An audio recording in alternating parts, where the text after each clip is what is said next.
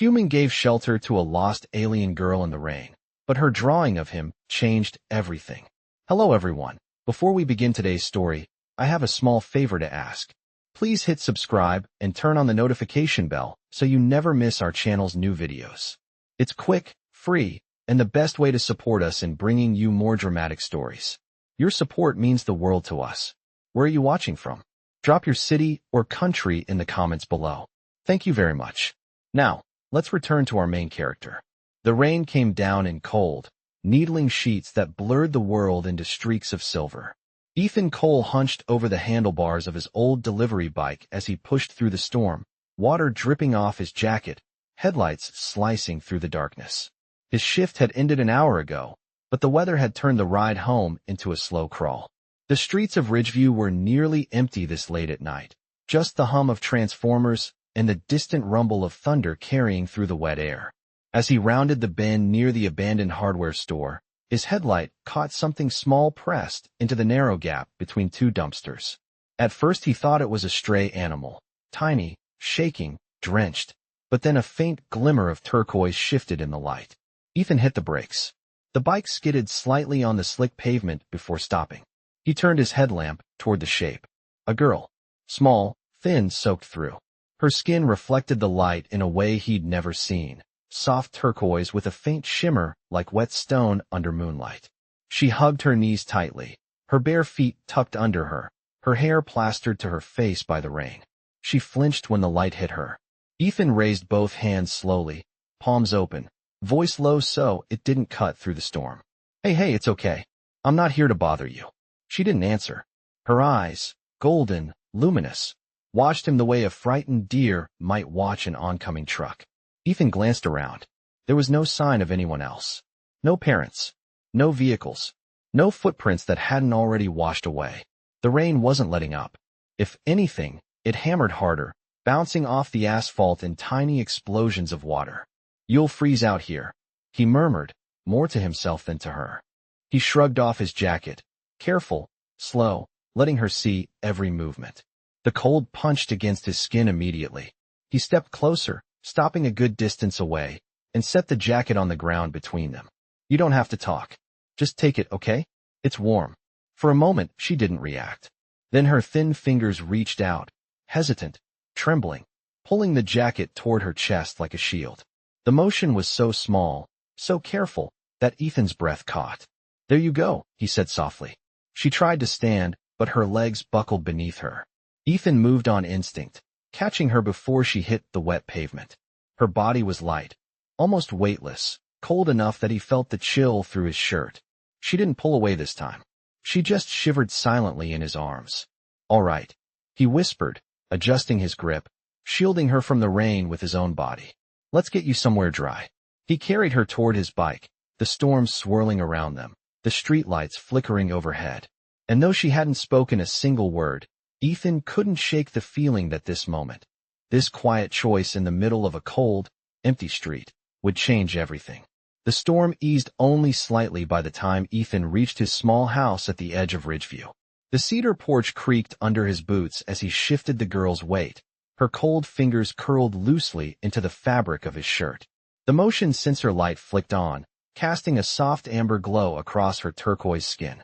She blinked against the sudden brightness, her golden eyes reflecting the warm hue like polished metal. Ethan nudged the door open with his shoulder and stepped inside, the familiar smell of old wood and machine oil greeting him. The air inside was warmer than outside, but still cool enough that he hurried to close the door behind them. Easy, he murmured as he lowered her carefully onto the couch. The cushions dipped slightly under her light frame.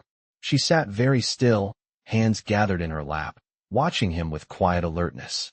Water dripped from her hair, forming a small puddle on the floor. Ethan grabbed a towel from the shelf and offered it to her with both hands, making sure the gesture was slow and non-threatening. She accepted it, clutching it to her chest for a moment before gently patting her face. Dry? Her movements were delicate, almost cautious, as if every action needed to be tested first. Ethan turned on the old space heater beside the coffee table. It hummed to life, sending a soft wave of warmth toward her. She leaned toward it instinctively, her shoulders relaxing just enough that he noticed. "Let me get you something warm," he said, heading to the kitchen. He filled a mug with hot water, adding a spoonful of honey. When he returned, she flinched at first, but then accepted the cup with both hands, raising it to her lips. She took a small sip and exhaled, the steam curling around her face. That was the first sound he had heard from her since he found her. "You are okay now," Ethan said gently. "It is safe here." She did not reply, but her eyes softened.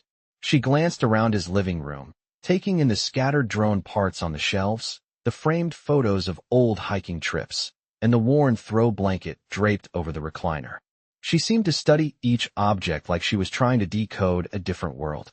Her gaze paused on the tool bench against the far wall. She tilted her head slightly, studying the drones in mid-repair as though she recognized pieces of their design. Ethan noticed the shift. "Do you know machines?" he asked. She looked at him, then made a small gesture with her fingers, drawing an invisible shape in the air. A curved frame, stabilizer wings, a drone silhouette. Ethan blinked. "You do know them," he said softly. She lowered her hand and wrapped both arms around the mug, cradling it for warmth. Her hair, still damp, clung to her cheeks. Ethan settled onto the nearby chair, giving her space. The storm outside softened into a steady rhythm against the roof. Inside, the only sound was her quiet breathing and the hum of the heater.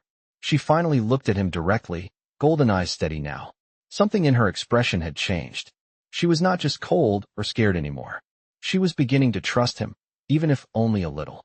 And Ethan felt something shift in him too, subtle but certain, as if the night had quietly turned a page neither of them could ever go back from. Ithis sat quietly in the chair, watching the girl as she warmed her hands around the mug. The space heater's glow painted soft amber across her turquoise skin, making her look almost luminous in the dim light of the living room. The storm outside had faded to a gentle tapping against the windows, a steady background rhythm that felt strangely calming. She shifted slightly, pulling his jacket tighter around her shoulders. It hung loosely on her small frame, the sleeves extending past her hands. She looked down at the fabric as if trying to understand its purpose, brushing her fingers across the seams with a kind of careful curiosity. "It is just to keep you warm," Ethan said gently. She looked up, her golden eyes flicking to his face, studying him with a level of focus that made him feel seen in a way he was not used to. Her gaze softened, and she nodded, a small movement, almost shy. Ethan leaned back in the chair and exhaled slowly. "My name is Ethan," he said. "Ethan Cole." He tapped his chest lightly. "Ethan." She watched the gesture, then touched her own chest with the tips of her fingers. Her voice, when it finally came, was soft, airy, almost musical. "Ariel." The name drifted out like a breath she had been holding for too long. Ethan smiled, the warmth of it reaching his eyes. "Ariel," he repeated, careful with the pronunciation. "That is a beautiful name." She lowered her gaze, but he saw the faint upward curve at the corner of her mouth, a small sign that she understood and that the words meant something to her. Ariel looked around the room again, eyes lingering on the shelves filled with tools, spare parts, and half-built drones. She stood slowly, still holding the mug, and drifted toward the workbench. Ethan rose too, staying a few steps behind so she would not feel crowded. She reached out and touched one of the stabilizer wings, her fingers tracing its smooth curve with delicate precision. Ethan noticed the way her posture changed, the way her shoulders relaxed just a little, as if machines were something she understood better than words. "You like those?" he asked quietly. She nodded, then pointed to a small drone on the table, its casing removed, inner components exposed. With gentle movements, she mimed rotating apart, then pointed to a socket deeper inside the frame. Ethan blinked. "You mean that piece goes there?" She nodded again. Ethan scratched the back of his neck. "I never thought of fitting it that way." Ariel carefully placed the mug down and reached for a pencil from the edge of the desk. She hesitated, glancing at him as if asking for permission. He nodded. She pulled a sheet of paper closer and began sketching. Her hand moved with practiced fluidity, crisp strokes forming clean lines, precise angles, detailed components. Ethan watched, stunned. The sketches were not random. They were blueprints. Real ones. Better than anything he could draft. When she finished, she slid the paper toward him. Ethan leaned in, eyes widening. "Ariel," he whispered, "this is incredible." She did not smile, not fully, but her eyes brightened, catching the soft glow of the lamp. For the first time since he found her in the rain, she looked like someone who was not just lost. She looked like someone who belonged somewhere. And in that small, quiet moment, Ethan realized his living room had become something different too. A place where her walls lowered, where her fear loosened, where the night's cold distance thinned just enough for warmth to find its way in. Ithis studied Ariel's blueprint again, the fine pencil lines clean and confident, each curve drawn with the certainty of someone who understood machines on an instinctive level. He set the page down gently, as if it were something fragile, and glanced toward her. Ariel stood beside the workbench, her posture straight but relaxed, the soft turquoise glow of her skin catching the warm lamplight. She looked calmer now, steadier, as though the act of drawing had anchored her in a way nothing else had since he found her. "You really know this stuff," Ethan said softly. "Do you work with machines where you are from?"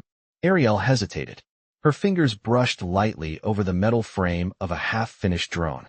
She drew a small circle in the air, then split it into segments with quick gestures. "A station, or a workshop." Ethan watched her hands. The way her movements became more expressive when she did not have the words. "A technician?" he asked. She considered, then nodded once. A quiet pride flickered in her eyes. She reached for a small screwdriver on the table. Ethan stepped closer, keeping a respectful distance. She tapped the exposed circuit board with the handle, then pointed to the blueprint she had drawn. The meaning was clear. She wanted to fix the drone. "All right," Ethan said. "We can do that." He handed her the tool. Ariel examined it, turning it between her fingers. It was familiar enough that she relaxed visibly. Together, they bent over the drone, the soft whir of the space heater blending with the faint ticking of cooling rain on the roof. Ariel worked with gentle precision, guiding each piece into place with patient care. Ethan followed her lead, handing her parts when she gestured. She did not speak much, but every small nod, every slight upward tilt of her chin showed trust. Not complete trust, but a beginning. At one point, the screwdriver slipped from her fingers and clattered softly onto the table. Ariel froze, shoulders tensing. Ethan simply picked it up and placed it back into her hand with a reassuring smile. "It is all right," he said. "Things drop. Happens to me all the time." Her muscles eased. She resumed her work. Minutes passed in quiet cooperation until she finally set the tool down and pressed a small button on the drone's side. The lights blinked once, then powered up in a steady glow. Ethan let out a breathy laugh. "You fixed it." Ariel did not laugh, but her eyes lit softly, the gold growing warmer. She touched the drone's frame with the tips of her fingers, and for a moment, she looked almost peaceful. Ethan leaned against the edge of the bench, watching her as she observed the working drone. "Ariel," he said gently, "that is really impressive." She looked at him then, really looked, with an expression that felt deeper than simple gratitude. It was as if she was trying to understand why he cared, why he stayed, why he kept offering kindness without asking anything in return. The room felt quiet again, filled not with fear now, but with a fragile sort of warmth. Ariel lifted the drone and held it out to him, not offering it back, but sharing the moment. Ethan took it carefully, their hands not quite touching, close enough to feel the warmth between them. For a second, neither of them moved. The storm had passed outside, but inside, something else was just beginning to take shape, something that felt as delicate and real as the blueprint she had drawn for him only an hour earlier. The rain had finally quieted into a soft, distant whisper by the time the drone settled on the workbench, its lights glowing steady and sure. Ariel watched it with a calm that had not been present earlier in the night, her golden eyes reflecting the gentle pulse of the device she had helped repair. Ethan set the drone aside carefully and glanced at her. "You must be tired," he said softly. "It has been a long night." She looked down at his oversized jacket wrapped around her shoulders, then at the couch, then back at him, as if trying to understand what she was supposed to do next. Ethan kept his voice low and even. "You can rest here if you want. The couch is clean. It is warm. You will be safe." At the word safe, Ariel's gaze lifted, searching his face with a quiet intensity. She held his eyes for a few seconds, then nodded, small and gentle. Ethan grabbed a folded blanket from the hallway closet, one that smelled faintly of laundry soap and cedar. He handed it to her, careful not to startle her. She accepted it with both hands, running her fingers over the soft fabric as though she was discovering texture for the first time.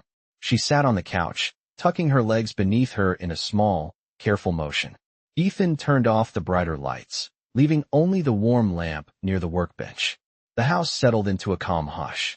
He sat in the chair across from her, not wanting to leave her alone, but not wanting to crowd her either. A few minutes passed in silence. The heater hummed softly. Ariel's breathing slowed. She glanced at Ethan again, and for the first time, she did not look away quickly. Something about the quiet seemed to make her brave. She pointed to him gently, then traced the outline of a figure in the air, as if sketching him from memory. Ethan blinked in surprise. "You were drawing me earlier?" She nodded, her expression unreadable but soft. He rubbed the back of his neck, suddenly aware of how he must have looked to her when he found her in the rain. "Why me?" he asked quietly. Ariel's fingers moved again, slower now. She drew a shape in the air, a long beam of light cutting through darkness. Then she pointed at him. Ethan stared at the gesture, understanding dawning on him. "The headlight from my bike," he murmured. "You saw it like a light in the dark." She nodded once, confirming it. It was a simple explanation, yet something about it felt bigger. She had been alone, scared, lost, and the first thing she had seen was him arriving through the storm. Light first, then a voice, then an outstretched jacket. Ariel lowered her hand and tucked herself under the blanket. Her eyes were half closed now, heavy with exhaustion, but she kept watching him, as if needing to see him there before she could let herself rest. Ethan leaned back in his chair and exhaled. "I will stay right here," he said softly. Her eyelids fluttered once in acknowledgement. The lamp cast a warm halo across the room, and Ariel finally closed her eyes, her breathing deepening into a steady rhythm. As the night settled around them, Ethan realized something quiet but certain. He had not just given her shelter from the rain. He had become the one point of light she trusted enough to fall asleep beside. Morning light filtered softly through the thin curtains, brushing the living room in pale gold. Ethan stirred awake in the chair, his neck stiff from sleeping upright. For a moment he forgot why he was there, until he looked toward the couch. Ariel was curled beneath the blanket, his jacket still wrapped around her like a small protective cocoon. Her turquoise skin glowed faintly in the early light, soft and calm, no longer chilled by rain or fear. Her breathing was slow, steady, almost peaceful. Ethan stayed quiet, not wanting to wake her. He stretched his fingers and rubbed the tiredness from his eyes, listening to the gentle hum of the heater that had run all night. Outside, birds began to call from the trees, their soft chirps signaling a new day. After a few minutes, Ariel shifted, blinking awake. Her eyes opened slowly, adjusting to the morning brightness. When she saw Ethan still in the chair, her expression changed. A small, almost surprised softness settled over her features, as if she had expected him to be gone. Ethan offered a gentle smile. "Morning," he said quietly. She pushed herself up slowly, blanket still wrapped around her shoulders. Her hair fell loosely down her back, no longer plastered to her skin by rain. Ariel touched the edge of the blanket with her fingers, then glanced at Ethan again, her gaze lingering a moment longer than before. Ethan stood and moved toward the kitchen. "How about something warm to start the day?" he asked. "Nothing fancy, just oatmeal and maybe some fruit." She watched him carefully, as if decoding the offer. Then she nodded, small and certain. While he prepared breakfast, she walked slowly around the room, studying everything with new alertness. The framed photos on the shelf caught her attention. She paused in front of one showing Ethan on a mountain trail, backpack strapped to his shoulders, smiling under a bright summer sky. Ariel raised her hand and lightly traced the outline of the peaks in the picture. Ethan glanced over his shoulder. "That was Mount Hayden," he said. "A long hike, but worth it." Ariel looked at him, her golden eyes thoughtful. She touched her chest gently, then gestured outward, a movement that seemed to ask if that place was far. "A couple of hours by car," Ethan explained. "But it feels like another world." She watched him in silence, absorbing the meaning behind the words. Ethan brought her a small bowl of oatmeal and set it on the table. Ariel hesitated, then sat, mimicking his movement as he pulled out a chair for himself. She lifted a spoon cautiously, testing the warmth, then took a small bite. Her eyes widened just a little at the taste, and she took another. Ethan smiled to himself. The quiet moment felt simple, almost ordinary, but something about sharing a table with her carried a quiet weight. Ariel set the spoon down and looked at him. She touched her fingertips to her chest, then pointed at him, tilting her head slightly, as if asking something deeper. Ethan softened his voice. "Why did I stay?" he asked, understanding the question behind her gesture. She nodded. Ethan considered his words. "Because no one should be left alone in the rain," he said softly. "Because you needed help." Ariel listened, her eyes searching his face with growing clarity. She formed a slow gesture, touching her own hand, then spreading her fingers outward as if releasing something fragile. Trust. The meaning settled between them like a fragile thread. Ethan nodded. "You can trust me," he said. "I promise." Ariel held his gaze, not blinking, not looking away. Something in her posture loosened, a small but powerful shift, the kind that only happens when someone finally begins to believe they are safe. The morning felt quiet, but not empty. It felt like the slow, steady beginning of understanding between two worlds that had no reason to meet, except for a rainstorm, a light in the dark, and a small moment of kindness that neither of them could now undo. The late morning sun had risen higher by the time Ethan stepped out onto the porch to bring in his delivery bike. The air was crisp and carried the clean scent that always followed a night of heavy rain. Inside, Ariel wandered slowly through the living room, her steps quiet, her eyes moving with careful curiosity as she studied the familiar but foreign world around her. Ethan wiped the water off the handlebars and wheeled the bike toward the shed, but something unusual caught his attention. A soft hum drifted through the air, faint but steady, a tone that did not belong to any bird or engine he recognized. He looked up. A small glint of light moved across the distant sky, too smooth, too precise to be a bird. His pulse tightened. Without taking his eyes off the shimmer, he walked back inside.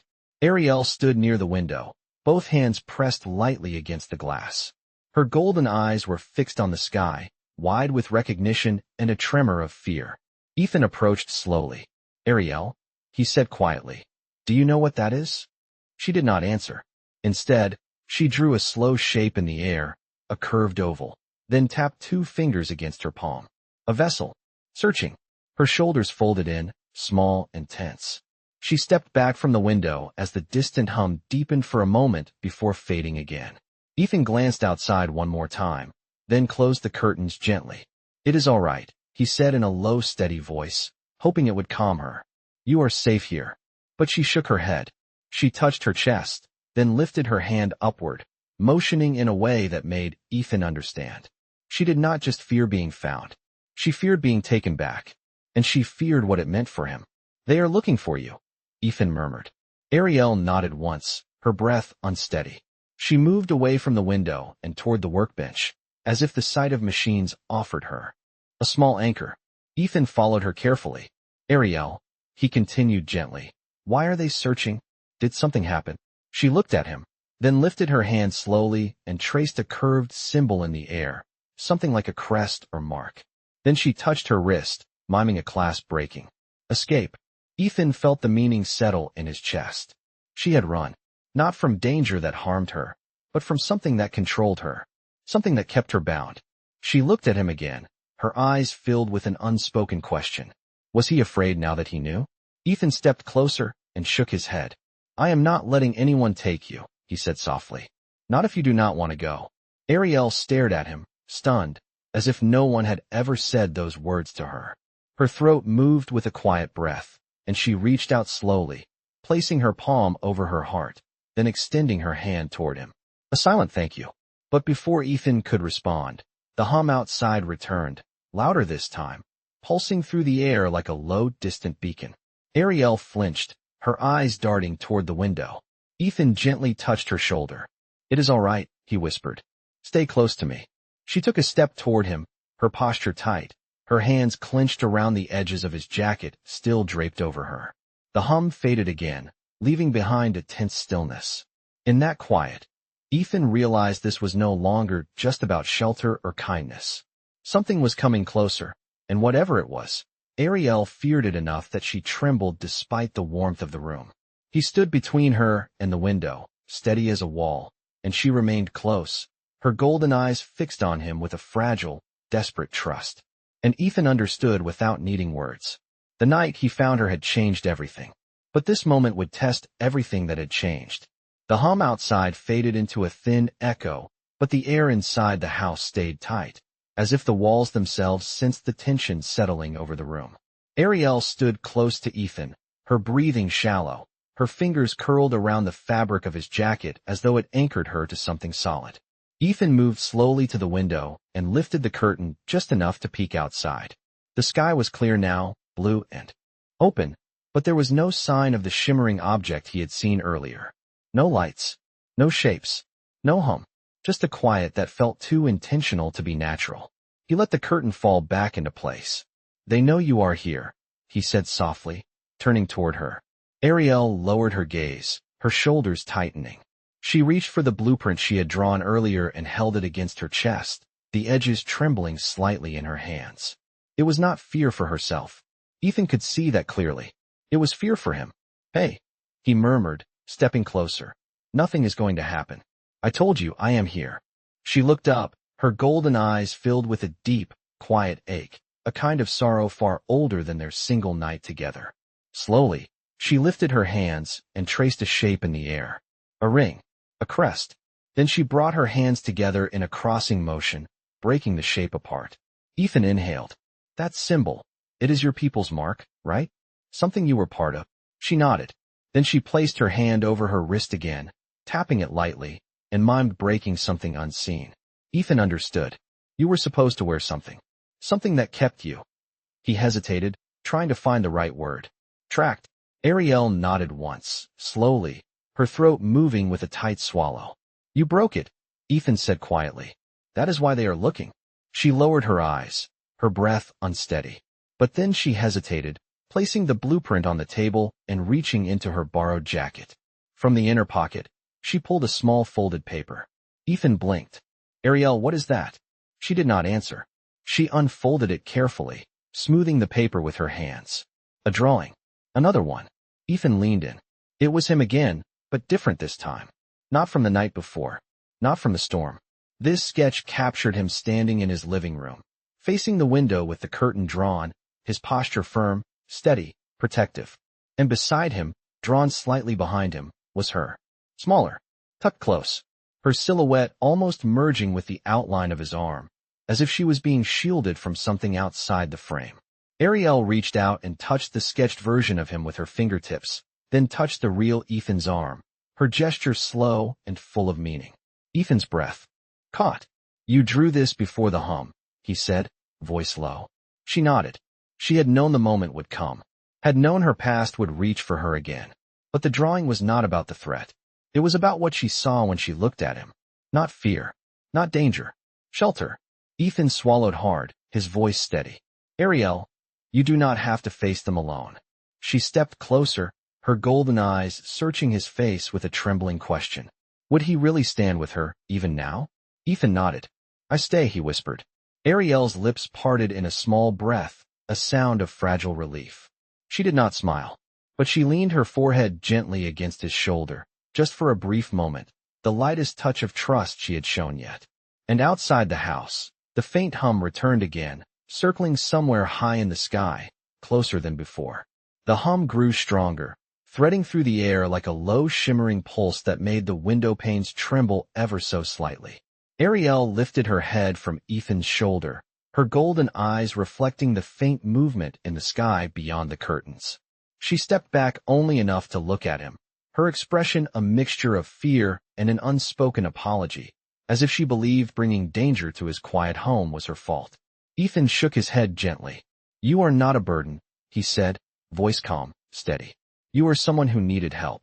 Ariel looked down, her fingers curling into the edge of his borrowed jacket. She reached out and touched the drawing on the table again, the one where he stood between her and the unknown. She traced his outline, then looked up at him with a question that echoed from her posture more than her gestures. "Why? Why did he stay?" Ethan exhaled, soft and sincere. "Because you matter," he said. "Because no one deserves to be taken when they are afraid." The hum outside swelled, then faded, as though the search vessel swept across the town and moved on. Ariel stepped closer to the window, lifting the curtain just an inch. The sky was empty. No lights. No shimmer. Only a soft breeze rolling through the trees. She let the curtain fall and turned back toward him, her eyes calmer now, but still searching. Ethan moved closer, stopping just beside her. "They are not here," he said quietly. "At least not now." Ariel placed her palm over her chest, then extended her hand outward, pointing beyond the house, beyond the town, toward the sky. Ethan nodded slowly. "You want to decide your own direction," he said. "Not theirs." Her expression softened with relief, not because she expected him to understand, but because he did. Ethan grabbed his backpack from the hall, old, worn, but sturdy, and began packing a few supplies. A thermos, a small first aid kit, lightweight tools, and a folded map he barely used anymore. Ariel watched with a tilt of her head, confused at first, then wide-eyed when she realized the meaning behind his actions. Ethan zipped the backpack shut and slung it over his shoulder. "If they are searching this area," he said, "it is not safe for you to stay here. We can get to the ridge, maybe the old fire lookout. It is quiet, remote. I used to camp there." Ariel hesitated, touching the frame of the drawing again, brushing her fingers across the sketched version of herself beside him. Then she stepped forward and gently slipped her small hand into his, not gripping tightly, simply choosing. Trusting. Ethan squeezed her hand just enough to reassure her. No words. They did not need them. He opened the door, and the sunlight washed over them, warm and bright. Ariel blinked against the light, her turquoise skin catching a soft glow, not from fear now, but from something steadier. Hope. She stepped outside with him, each footfall quiet but certain. Behind them, the house remained still. The drawings lay on the table inside, untouched, two fragile pieces of truth left behind as markers of the night. Everything changed. Ethan glanced at Ariel as she looked toward the open sky, her golden eyes reflecting the world that had once frightened her and now seemed just a little less overwhelming. A breeze moved through the trees, rustling leaves like a whisper. Ariel turned her face toward him, and in the silence between them, something unspoken but powerful settled. She was no longer running alone, and Ethan felt, in a way he could not explain, that walking beside her was not an obligation. It was the right thing, the human thing. They stepped onto the trail together, the quiet morning carrying them forward, their shadows merging briefly in the sunlight before stretching ahead toward whatever waited beyond the ridge.